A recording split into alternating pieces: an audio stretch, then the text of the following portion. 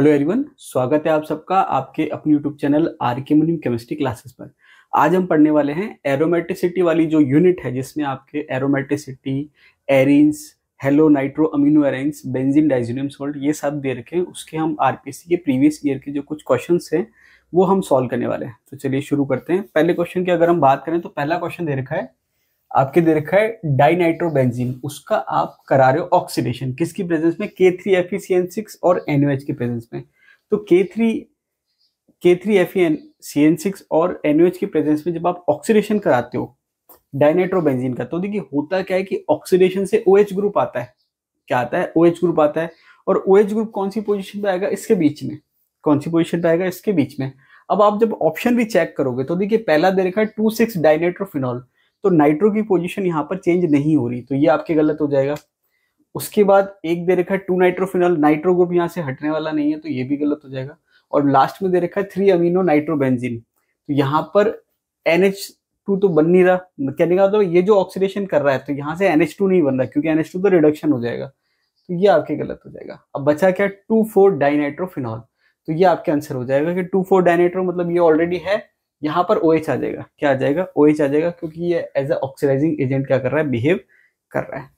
चलिए next question की बात करते हैं। 2C6H5NO2 और जिंक और NaOH की प्रेजेंस में आपको क्या कराना है? रिडक्शन। तो देखिए जब मैंने आपको थ्योरी पढ़ाई थी तो वहां पर मैंने आपको बताया था कि जिंक और NaOH की प्रेजेंस में जब आप रिडक्शन कराते हैं तो दो कंडीशन दे रखी है। एक तो आपके बाय डिफॉल्ट अगर कुछ नहीं दे रखा मतलब वाटर के प्रेजेंस में, और एक आपके दे रखा था मिथेनॉल की प्रेजेंस में। तो अगर आपको कुछ नहीं दे रखा मतलब आपको वाटर की प्रेजेंस माननी है, और वाटर की प्रेजेंस में जब हम कराते हैं रिडक्शन, कहने का मतलब है जिंक और NaOH है और NaOH का मतलब बेस है, तो नो डाउट एक्वस मीडियम होगा। अगर अल्कोहल दे रखा है तो कंडीशन चेंज हो जाएगी, नहीं तो एक्वस मान के चलना है। और जब आप एक्वस मानोगे तो आपका आंसर क्या हो जाएगा? ये हाइड्रोजोबेंजीन। क्या हो जाएगा? हाइड्रोजोबेंजीन। अगर आप मिथेनॉल लेते तो प्रोडक्ट ये बन जाता। तो कहने का मतलब ये कि आपको ध्यान रखना है कि रिएजेंट कौन सा है और मीडियम कौन सा है। तो ये आपको मैंने थ्योरी में पढ़ाया था, तो अगर आपने थोड़ा ध्यान से पढ़ा होगा या आपको ध्यान होगा तो आंसर क्या हो जाएगा? ये हाइड्रोजोबेंजीन। नेक्स्ट क्वेश्चन दे रखा है असर्शन। असर्शन क्या दे रखा है? In the bromination of benzene, जब आप बेंजीन का ब्रोमिनेशन करते हो, द कैटलिस्ट, कैटलिस्ट मतलब उत्प्रेरक FeBr3, तो ब्रोमिनेशन जब आप करते हो बेंजीन का तो हम कैटलिस्ट काम में लेते हैं FeBr3, is not added from outside. ये कह रहे हैं कि उसको हम बाहर से ऐड नहीं करते हैं। किसको? FeBr3 को।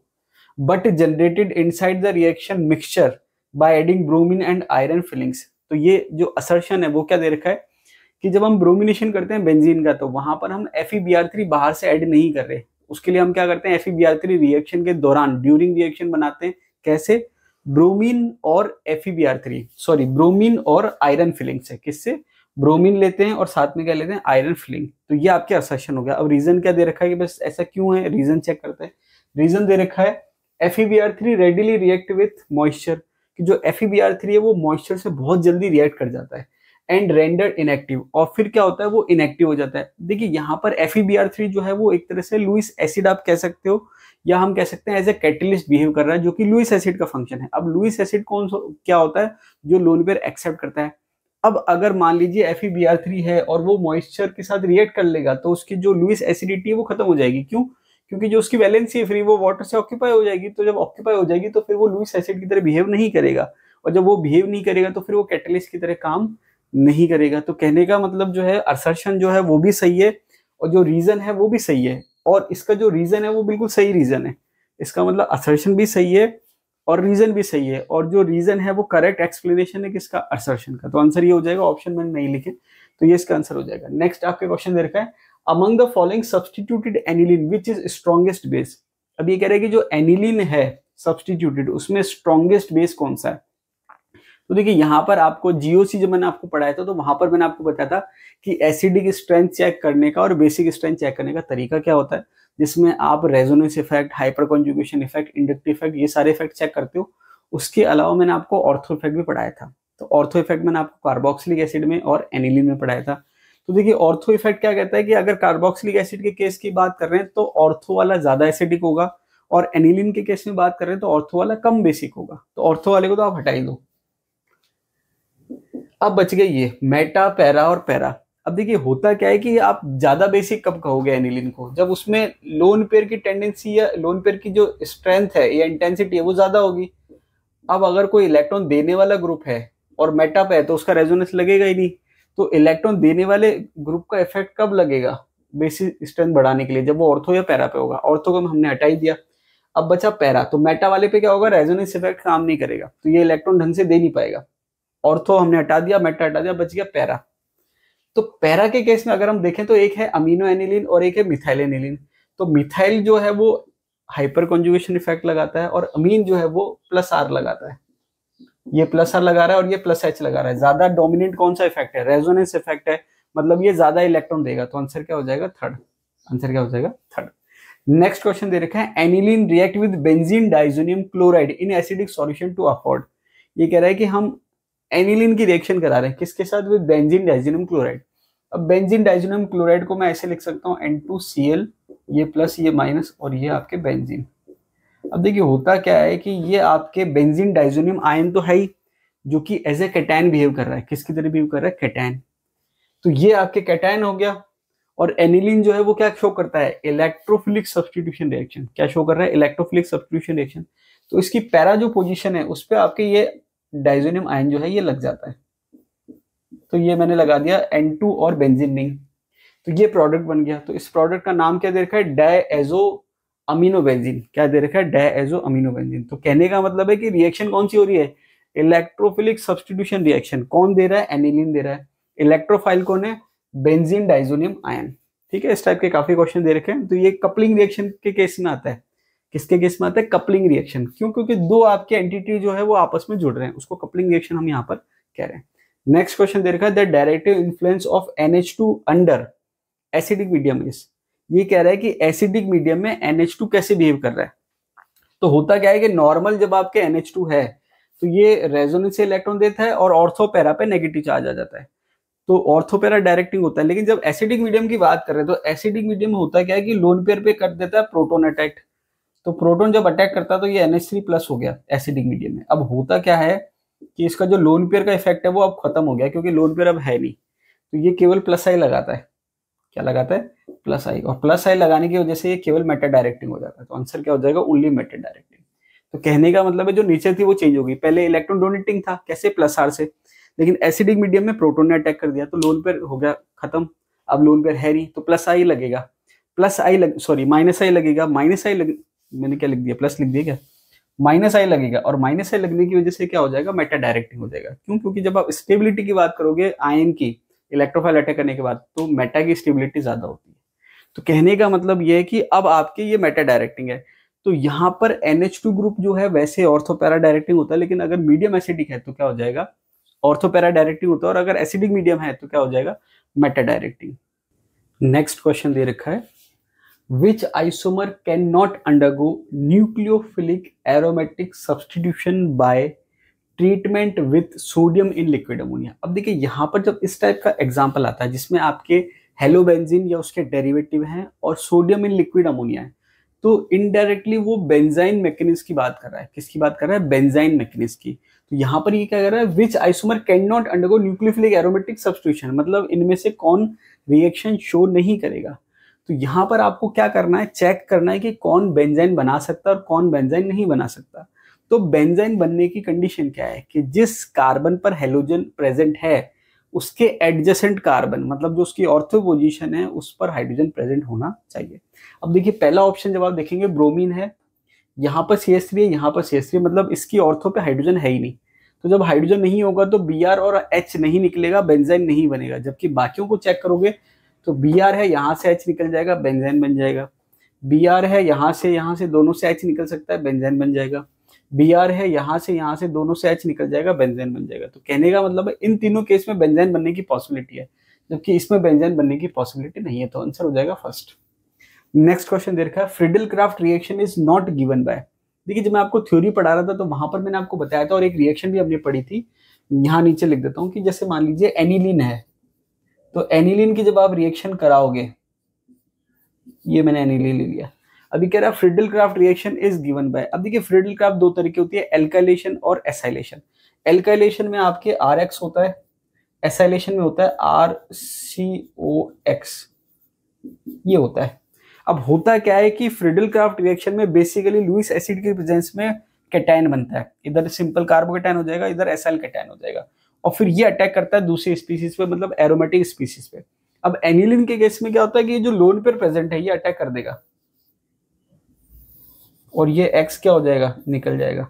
तो एनिलीन क्या करता है, खुद एज ए न्यूक्लियोफाइल बिहेव करता है, और एल्किल हैलाइड या एसाइल हैलाइड में जो है इलेक्ट्रोफिलिक साइट होती है उस पर ये अटैक कर देता है। तो जब ये अटैक कर देता है तो ये खुद अटैक कर रहा है, इसका मतलब अब यहाँ पर इलेक्ट्रोफिलिक सब्स्टिट्यूशन नहीं हो रहा, मतलब फ्रेडल क्राफ्ट रिएक्शन नहीं हो रही, तो इसका आंसर क्या हो जाएगा, एनिलीन। नेक्स्ट क्वेश्चन दे रखा है, azobenzene may be produced during following type of reduction of nitrobenzene in the presence of. अब देखिए होता क्या है, एसिडिक मीडियम में जो हमने पढ़ा था उसमें हमने बेसिकली पढ़ा था एनिलीन बन रहा है, क्या बन रहा है, एनिलीन। और आपके जो न्यूट्रल मीडियम है हाइड्रोक्सिल बन रहा है, तो जो बेसिक मीडियम है उसमें वैरायटी ऑफ प्रोडक्ट्स बन रहे हैं। तो आपके जो दे रखा है एजोबेंजीन वो आपके बेसिक मीडियम में बन जाएगा, तो इसका आंसर क्या हो जाएगा, बेसिक मीडियम। ठीक है, बेसिक मीडियम में ऐसा नहीं है कि केवल एजोबेंजीन बन रहा है, वैरायटी ऑफ प्रोडक्ट्स बनते हैं, डिपेंड करता है कंडीशन पे, लेकिन एसिडिक और न्यूट्रल में तो नहीं बन रहा, तो आंसर क्या हो जाएगा, बेसिक मीडियम। नेक्स्ट क्वेश्चन दे रखा है, which of the following amino compound will show maximum basicity. अब देखिए थोड़ी देर पहले हमने देखा था भाई बेसिक स्ट्रेंथ ज्यादा किसकी होगी, तो यहाँ पर तरीका क्या है कि मैंने एक NH2 को रेफरेंस मान लिया, एनिलीन को। अब ये जो NH2 ग्रुप है इसके रेफरेंस में ये क्या कर रहा है, +R शो कर रहा है, और साथ में -I शो कर रहा है। मेटा पोजीशन पर ये रेजोनेंस शो नहीं करता, तो ये केवल -I शो कर रहा है, और ये आपके +R शो कर रहा है और -I शो कर रहा है। तो अब यहाँ पर कोई इफेक्ट नहीं है क्योंकि कोई ग्रुप नहीं है, और यहाँ पर -I है, तो सबसे कम तो ये हो जाएगा, और फिर ये भी कम है, तो ये दोनों तो हट गए वैसे ही। अब बच गए ये और ये। तो रेजोनेंस तो होता है, डिपेंड नहीं करता पोजीशन पे कि भाई पोजीशन कौन सी है, position in the sense distance पे। जैसे ऑर्थो पैरा पे रेजोनेंस है तो ऑर्थो पैरा पे बराबर रेजोनेंस लगता है, लेकिन अगर हम -I की बात करोगे, इसका -I ज्यादा है, इसका -I कम है, मतलब ये ज्यादा इलेक्ट्रॉन देगा, तो आंसर हो जाएगा फोर्थ। इसके अलावा एक ऑर्थो इफेक्ट भी होता है, लेकिन इसमें आपको ऑर्थो इफेक्ट नहीं भी यूज करोगे तो चल जाएगा। ठीक है, तो ऑर्थो इफेक्ट क्या होता है, जिसकी बेसिसिटी क्या होती है, ऑर्थो पोजीशन की बेसिक स्ट्रेंथ क्या होती है, कम। तो इसका आंसर क्या हो जाएगा, फोर्थ पैरा वाला। नेक्स्ट क्वेश्चन दे रखा है, which of the following is not correct for BHC। BHC के लिए कौन सा स्टेटमेंट सही नहीं है। BHC की फुल फॉर्म क्या है, बेंजीन हेक्साक्लोराइड। ऑप्शन पढ़ते हैं उसके बाद डिसाइड करेंगे कौन सा सही है कौन सा गलत है। इट एक्ट्स एज इंसेक्टिसाइड, ये बिल्कुल सही है। इट हैज 10 स्टीरियो आइसोमर, इसको एक बार हम छोड़ देते हैं। It's gamma isomer has AAAEEE configuration, A का मतलब एक्सियल, ई का मतलब इक्वेटोरियल, इसको छोड़ देते हैं। नेक्स्ट दे रखा है, it is known as lindane, ये भी सही है। तो कहने का मतलब है ये दो में तो कोई डाउट नहीं है, तो दो सही है। अब ये पूछ क्या रहा है, which of the following is not correct. अब यहाँ पर इन दोनों को जब हम चेक करेंगे, तो जब आप आइसोमर की संख्या की बात करते हो तो आइसोमर की जो संख्या है वो 10 से कम होती है। अब बुक टू बुक वेरी कर रखा है, किसी ने 7 दे रखी है, किसी ने 8 दे रखी है, उस डिबेट में नहीं जाते। 10 तो नहीं होती, तो ये स्टेटमेंट क्या हो गया, गलत। इसके बाद अब ये वाला भी बचता है कि भाई इसको भी चेक करना जरूरी है। It's gamma isomer has AAAEE configuration. अब जब मैंने चेक किया ऑनलाइन अलग अलग सोर्स से, तो वहां पर मुझे जो मिला वो था एक्सियल इक्वेटोरियल इस टाइप से, ऑल्टरनेट फॉर्म में। तो ये तो बिल्कुल ही गलत हो गया। इसको हम ये मान सकते हैं भाई थोड़ा सीक्वेंस लिखने में हो गया, हालांकि ये भी गलत ही है, थोड़ा इसको हम गलत ही मान लेते हैं, क्योंकि इसका जो सीक्वेंस जो मैंने चेक किया, आप भी चेक कर लेना, इस टाइप से दे रखा है, एक्सियल इक्वेटोरियल। तो फिर भी अगर आपको टिक करना हो, इसको मान लीजिए ये तो क्वेश्चन वैसे डिलीट होना चाहिए, लेकिन फिर भी अगर आपको ऑप्शन टिक करना हो कि भाई ज्यादा गलत कौन सा है जिसमें कोई डाउट ही नहीं है, तो ये बात तो आप फिर भी मान सकते हो, चलो इसने 3 एक्सियल है 3 इक्वेटोरियल है, हालांकि स्टीरियो में सीक्वेंस का इंपॉर्टेंट रोल है, लेकिन ये वाला तो बिल्कुल ही गलत है। तो अगर आपको टिक करना हो तो इसको टिक करेंगे, वरना इसको आप डिलीट भी मान सकते हो। ठीक है, नेक्स्ट क्वेश्चन की अगर हम बात करते हैं, अब देखिए ये कई क्वेश्चन ऐसे होते हैं, ऐसे एग्जाम में आते हैं जिसकी RPSC ने आंसर की नहीं दे रखी, मतलब बहुत पुराने क्वेश्चन पेपर है, तो उसमें हम कह भी नहीं सकते कि भाई RPSC ने क्या माना है। जहां तक मुझे याद आ रहा है शायद ACF 2011 का क्वेश्चन है, तो उसमें क्या है, क्योंकि की नहीं आती थी, तो जब आती नहीं है तो हम ये नहीं कह सकते RPSC ने इसको डिलीट करा या नहीं करा। तो मैंने आपको पॉसिबिलिटी बता दी कि भाई ये दो तो बिल्कुल सही है, ये जो है इसमें सीक्वेंस का थोड़ा डिफरेंस आ रहा है, जो मैंने चेक किया, हो सकता है कुछ और आप चेक कर लेना। और लेकिन 10 आइसोमर तो नहीं दे रखे हैं, अलग अलग बुक में मैंने चेक किया, सब में कम ही दे रखे हैं, किसी में कुछ दे रखा है, किसी में कुछ दे रखा है, तो 10 तो नहीं है, तो इसको आप ये वाला आंसर मान सकते हो। नेक्स्ट क्वेश्चन की बात करते हैं, which of the following is not used as an explosive. निम्न में से किसको हम एज ए एक्सप्लोसिव काम में नहीं ले सकते। ऑप्शन दे रखा है, ट्राइनाइट्रोटोलिन बिल्कुल ले सकते हैं, ट्राइनाइट्रोबेंजीन, ये देखिए आप जब नॉर्मल एग्जाम्पल सर्च करोगे या पढ़ोगे तो ये तो आपको मिल जाएगा, ट्राइनाइट्रोटोलिन, पिक्रिक एसिड भी मिल जाएगा। अब यहाँ पर ये बेसिकली लिखा हुआ नहीं होता, लेकिन जब आप इन दोनों को कंपेयर करोगे तो देखिए होता क्या है कि अगर 3 नाइट्रो ग्रुप हैं तो उसमें आपके एक्सप्लोसिव नेचर होने की टेंडेंसी बहुत ज्यादा होती है। तो ये आपको मिल जाएगा, ये आपको मिल जाएगा, मतलब एज ए एग्जाम्पल लिखे हुए, लेकिन ये आपको नॉर्मली लिखा हुआ नहीं मिलता। लेकिन जब आप सर्च करोगे कि भाई ट्राइनाइट्रोबेंजीन एज अ एक्सप्लोसिव काम में ले सकते हैं नहीं ले सकते, तो ये ले सकते हैं। और नाइट्रोबेंजीन जो है वो फिर आप देखेंगे 3 जो बेटर ऑप्शन है आपको मिल गया, मतलब ये आपके नहीं है। तो इसका आंसर क्या हो जाएगा? नाइट्रोबेंजीन। क्या हो जाएगा? नाइट्रोबेंजीन। नेक्स्ट क्वेश्चन देखा है, the sites for electrophilic and nucleophilic attack in pyridine are respectively eight.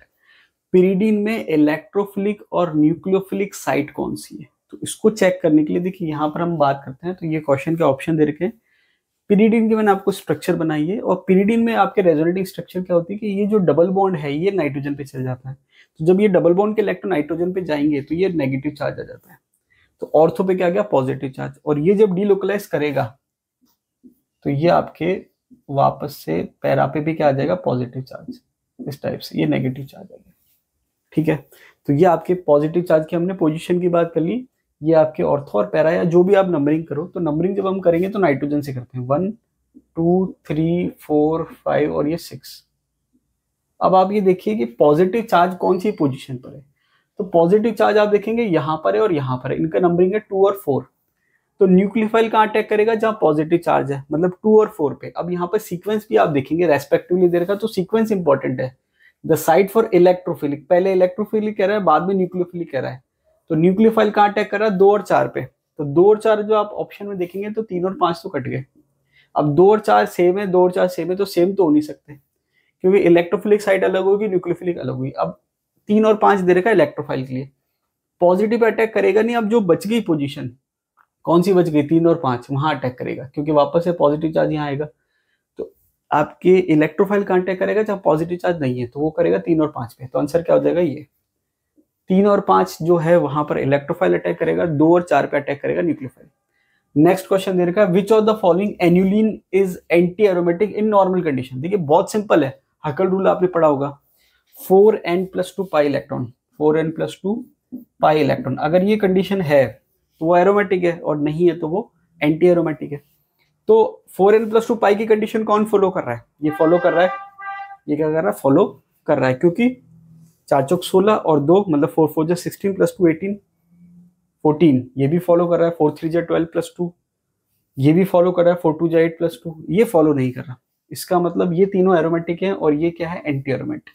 ठीक है, नॉर्मल कंडीशन का मतलब ये है कि भाई कोई एक्सेप्शन ना निकल जाए, जैसे मान लो नॉन प्लेनर तो नहीं है, या इस टाइप से उसने लैंग्वेज बना दी। बाकी आपके क्या होगा कि सिंपल सा वो पूछ रहा है कि एरोमेटिक और एंटी एरोमेटिक, तो जो हकल रूल को फॉलो कर रहा है वो एरोमेटिक, जो फॉलो नहीं कर रहा है वो एंटी एरोमेटिक।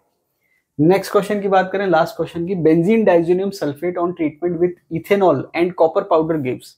अब देखिए बेसिकली क्या है, थ्योरी में हमने पढ़ा था कि बेंजीन डाइजोनियम सल्फेट जो है, या बेंजीन डाइजोनियम सॉल्ट जो आप कह सकते हो, ये प्लस है, ये एक्स मैंने कह दिया माइनस है। इसकी हमने कॉपर से रिएक्शन पढ़ी थी, सॉरी इथेनॉल में रिएक्शन पढ़ी थी, C2H5OH। केवल इथेनॉल में हमने रिएक्शन पढ़ी थी, जिसका हमने थ्योरी में पढ़ा था बेंजीन। लेकिन यहाँ पर क्या है, इसने कॉपर की कंडीशन दे रखी है। क्या दे रखी है? Copper powder. अब कॉपर पाउडर साथ में दे रखा है और इथेनॉल दे रखा है। तो देखिए इस टाइप से आरपीसी ने 2 क्वेश्चन और पूछ रखे हैं। ये तो पुराना क्वेश्चन है, 2 क्वेश्चन आरपीसी ने और पूछ रखे हैं। उसमें उसने एक्चुअली में क्या है, बेंजीन नहीं दिया था। थोड़ा सा यहाँ पर कॉन्फ्लिक्ट क्या है कि इसके अलावा 2 क्वेश्चन और, ये तो आरएस का 2009 का क्वेश्चन है, जिस टाइम पे की नहीं आती थी, आरपीसी ने की नहीं दी थी। इसके अलावा स्कूल लेक्चर 2015 और असिस्टेंट प्रोफेसर 2014, इसमें आपके क्वेश्चन और पूछ रखा है। वहां पर उसने बेंजीन ऑप्शन में दिया, उसने आंसर क्या दिया? डाइफिनाइल या बाइफिनाइल आप कह सकते हो। तो यहाँ पर भी क्योंकि हमने थ्योरी में जो पढ़ा था बेंजीन, वो केवल इथेनॉल में पढ़ा था, और बाकी जो 2 क्वेश्चन में आरपीसी ने की मानी बाइफिनाइल, तो इस क्वेश्चन में भी आप आंसर बाइफिनाइल मान लो। ठीक है, क्यों? क्योंकि सेम है, नहीं तो फिर आप क्या कंफ्यूज होगे। आप कैसे कंफ्यूज होगे कि सेम क्वेश्चन है, कॉपर पाउडर और इथेनॉल है, एक में आप पढ़ोगे बाइफिनाइल, एक में पढ़ोगे बेंजीन, कंफ्यूज होगे। अगर केवल इथेनॉल है तो बेंजीन कर सकते हो, लेकिन कॉपर दे रखा है, तो क्योंकि आरपीसी ने 3 बार क्वेश्चन पूछ रखा है, तो आंसर तो सेम ही रहेगी आरपीसी के अकॉर्डिंग। तो आप आंसर क्या मानो फिर? डाइफिनाइल। तो आंसर इसका क्या हो जाएगा? डाइफिनाइल। अगर कॉपर पाउडर नहीं होता, केवल होता इथेनॉल, तो फिर आप इसको बेंजीन में जा सकते थे। तो यहाँ पर आंसर क्या हो जाएगा? डाइफिनाइल।